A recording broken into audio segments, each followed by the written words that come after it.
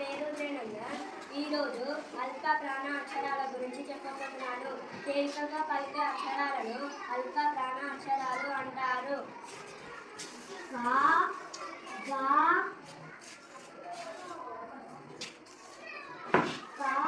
కమల,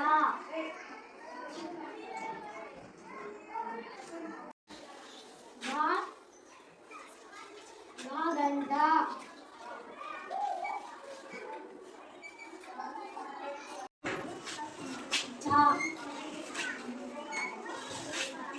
చెత్త,